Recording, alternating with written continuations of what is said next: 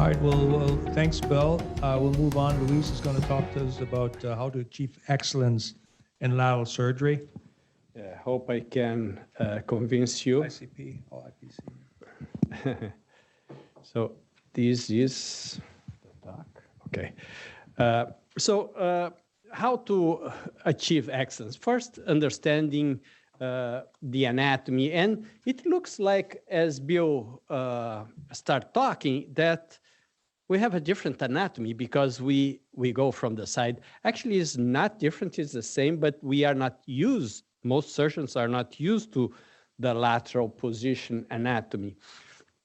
And a little bit of indication because bad results start with bad indications.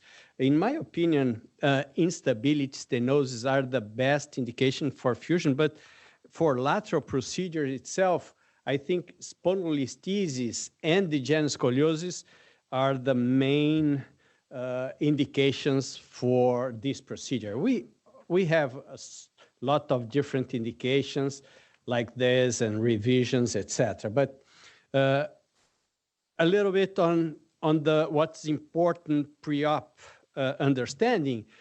One of the important things is looking after the psoas anatomy and check if the psoas is not hanging anterior like a Mickey Mouse, because that's a transitional level. It's not a good indication for lateral procedures.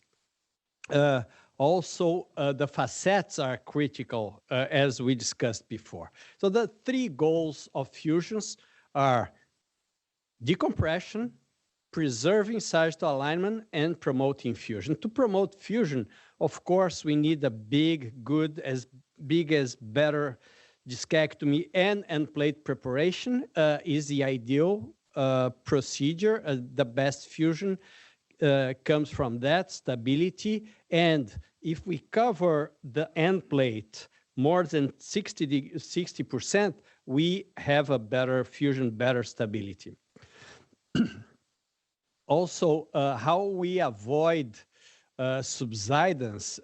So we did several studies in standalone technology, XLIFs, and we found that older women, spondylolisthesis and degenerative scoliosis are contraindication for standalone. So we have to avoid them.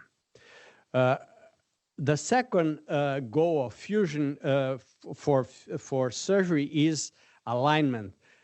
And we know that anterior procedure is better than posterior procedure in general for alignment. And restoring or maintaining the segmental lordosis is key to prevent adjacent level disease. We know that when we do this, when we don't do this, we have 10 times more risk to have adjacent level. So LLIF is a bad procedure.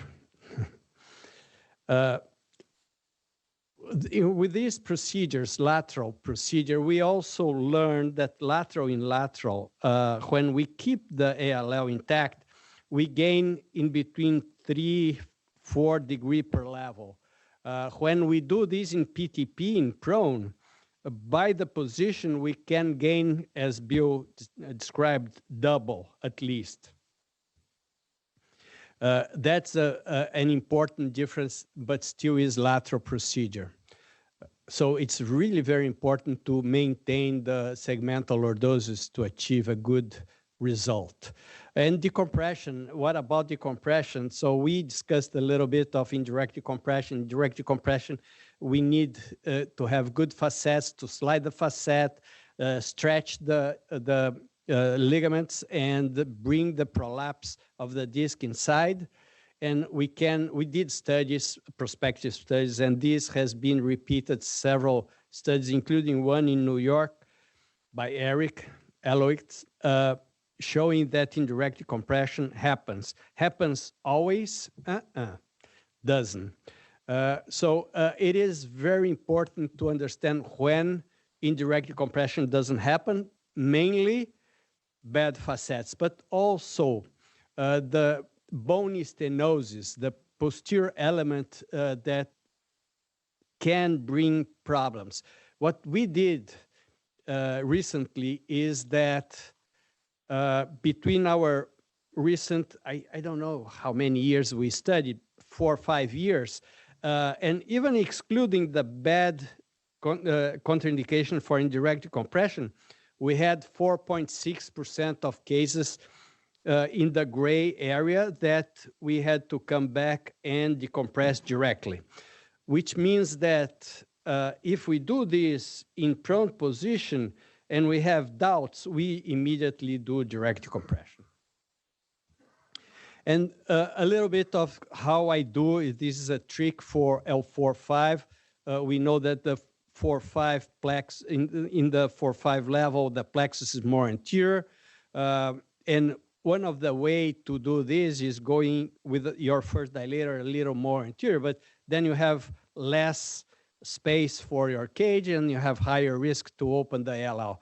What I recommend to do is tilt the table and go under the plexus until you lock your retractor with a shim, and then you unbend the table before you start the discectomy. So this helps a lot to give more space to address a good discectomy in 4-5 and to have less risks.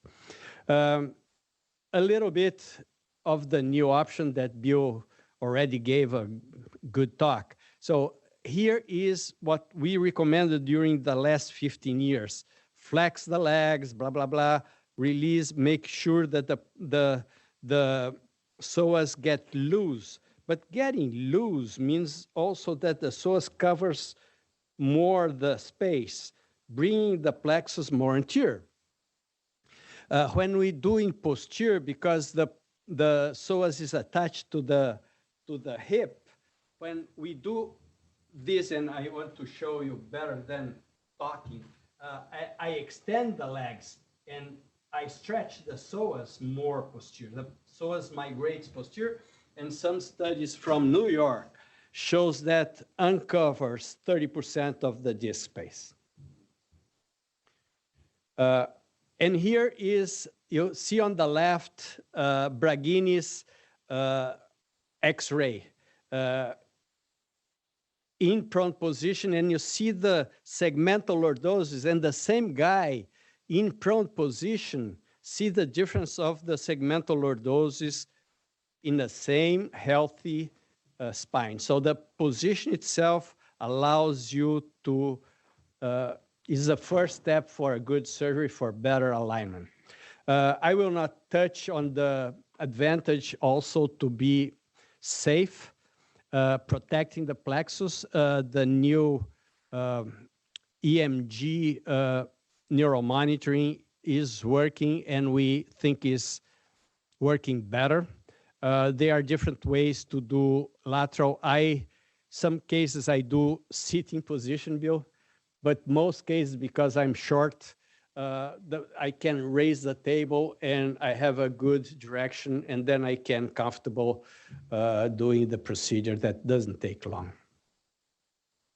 Anyway, it's a great new technique, and I hope to show you more cases in the future. I have some cases to show at the case discussions. Thank you.